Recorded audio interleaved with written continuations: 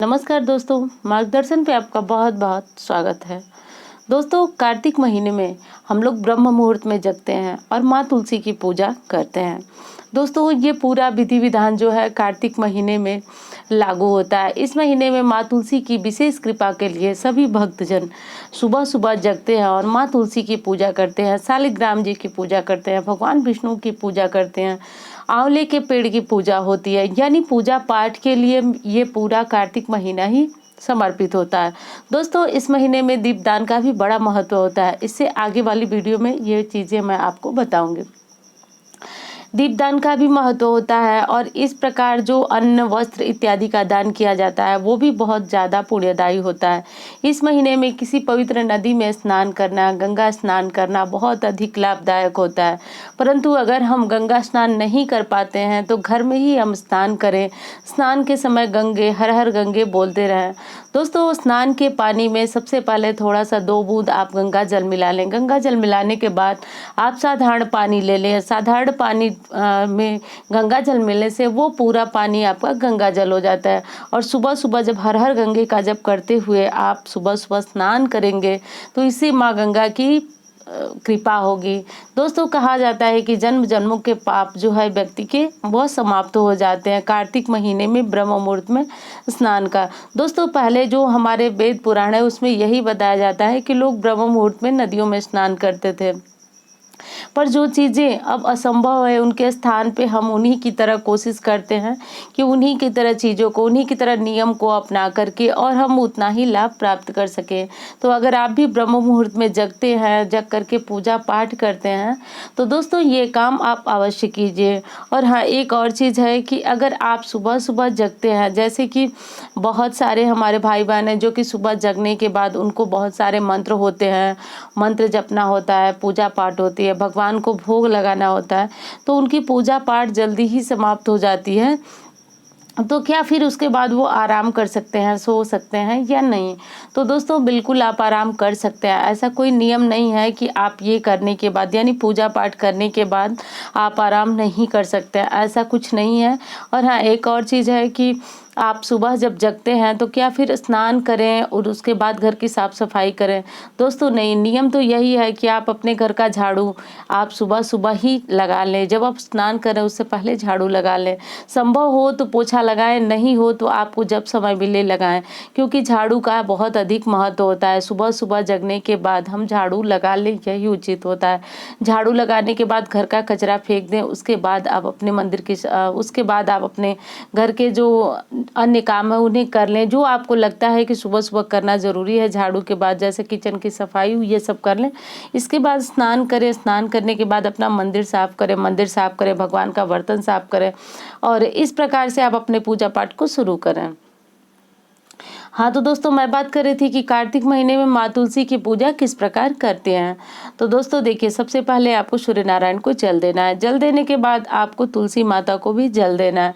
तुलसी माँ को जल दीजिए, चंदन चढ़ाइए और तुलसी माता को एक चीज़ और करना है दोस्तों, आपको श्रृंगार की सामग्री तुलसी माँ को बिल्कुल भी नहीं चढ़ानी है।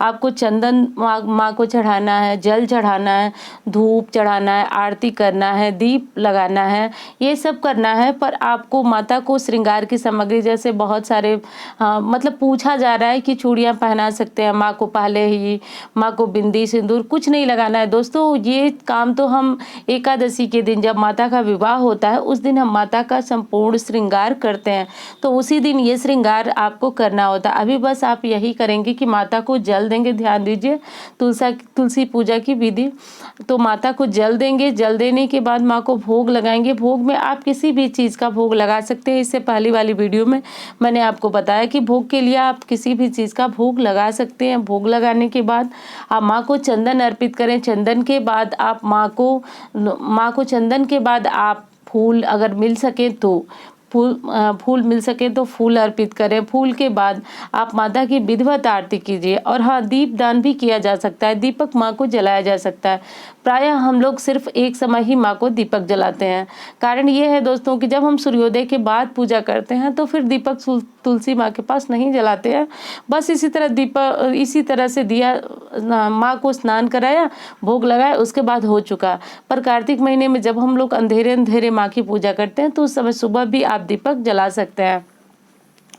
और सुबह दीपक जलाने के बाद आप माँ की आरती करें। इस प्रकार जो है संपूर्ण तुलसी जी की पूजा विधि आपको कर लेनी है। अब उसके बाद दोस्तों रविवार के दिन माँ की पूजा करें या नहीं करें।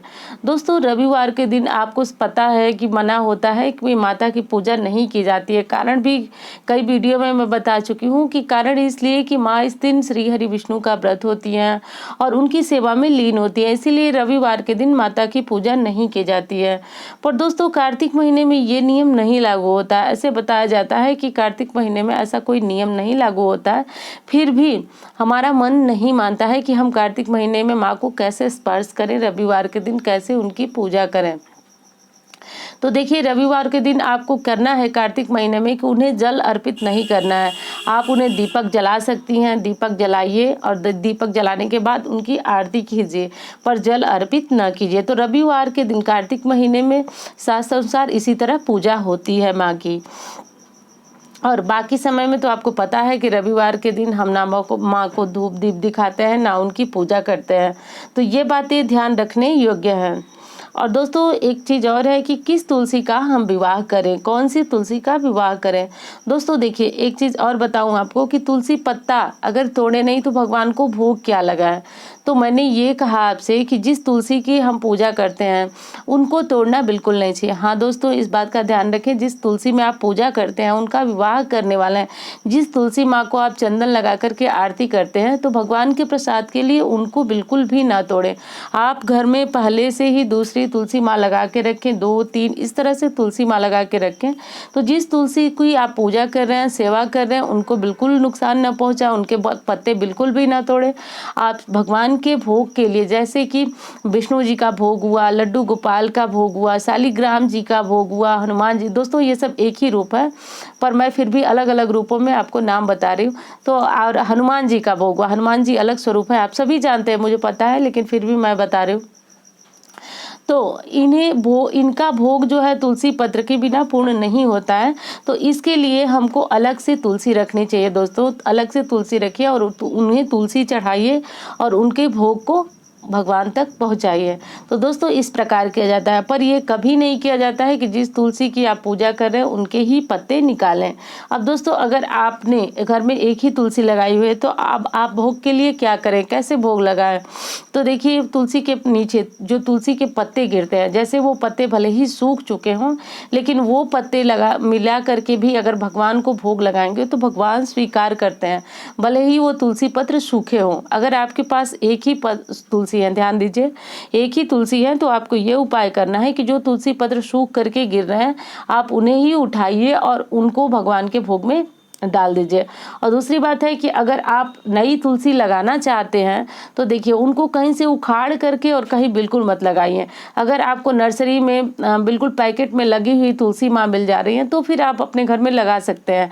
ज़्यादा मना वहाँ होता है जहाँ पे तुलसी को उखाड़ा जाता है, तो बिल्कुल ज़मीन से अलग नहीं किया जाता। अगर नर्सरी में आपको लगी हुई पौधे जो प्लास्टिक के बैग में आते हैं उनमें लगी हुई अगर मिल जा रही हैं तो आप उन्हें घर में ले आकर के दूसरी तुलसी भी लगा सकते हैं। विशेषकर शास्त्र मना यही करता है कि इस समय तुलसी को उखाड़ करके एक स्थान से दूसरे स्थान नहीं किया जाता है। तो दोस्तों इस तरह से करके आप भोग लगाइए। वैसे निराश होने वाली कोई बात नहीं है कि आपके घर में अगर एक ही तुलसी है और आप तुलसी को तोड़ना भी नहीं है तो फिर आप ऐसे में भगवान को भोग कैसे लगाएं।